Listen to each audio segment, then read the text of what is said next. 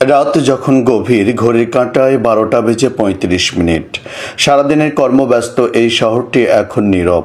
ইট পাথরে গড়া এই শহরের বড় বড় দালান কোঠায় নেই তেমন কোনো সারা শব্দ। দিনের বেলায় শহরটিতে যানজট থাকলেও রাতে সড়কগুলো ফাঁকা। কিছু সময় পর পর মালবাহী ট্রাক চলাচল করতে দেখা যায়। এদিকে শীত কিংবা গরম, ঝড় বৃষ্টি উপেক্ষা করে খোলা আকাশের নিচে রাত যাপন করছেন অনেক ছিন্নমূল মানুষ। আকাশকে ছাদ বানিয়ে সড়কের আইল্যান্ড, বাস স্ট্যান্ডে, রেলওয়ে স্টেশনে কাঁথা চাদর মুড়ি দিয়ে নিশ্চিন্তে ঘুমাচ্ছেন ছিন্নমূল মানুষেরা। রাত 12টার পরে বগুড়া শহরের সাতমাথা রেল স্টেশন সহ বিভিন্ন স্থানে সরজমিনে ঘুরে এমনটাই দেখা গেছে। অথচ দিনের বেলায় এসব স্থানে চলতে গেলে মানুষের গায়ে গায়ে স্পর্শ লাগে, কিন্তু রাতের বেলায় এই স্থানগুলোই যেন ছিন্নমূল মানুষদের রাত যাপনের স্থান।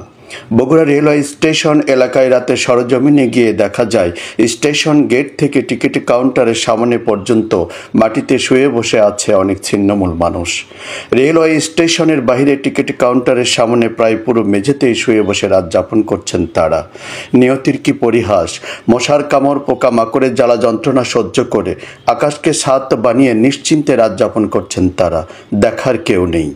জিজ্ঞাসাবাদে তারা বলেন, ভাই আমরা ডেলিভারি কাজ করি, রাজমিস্ত্রি, রথমিস্ত্রি, তখন যেটা পাই। ছেলে মেয়ে কয়জন? আমার 3টে মেয়ে, ছেলে নাই। বগুড়াতে কি কাজ করা হয়? এই যে বগুড়াতে রাজমিস্ত্রি কাজ করছি এখন। থাকতে কষ্ট হয় না? হয়, একটু কষ্ট হয়। খাওয়া দাওয়া হোটেল থেকে কিনে খাওয়া হয়। ও আচ্ছা, নিজের টাকা দেই? হ্যাঁ, আবার আকবরের থেকে ভাত দেয়, ভাত আনবার জমা দেবো, সকালে খাই দিয়ে কাজ যাবো। এমনি কোনো নেশার সাথে জড়িত না তো? না, এমনি কোনো নেশা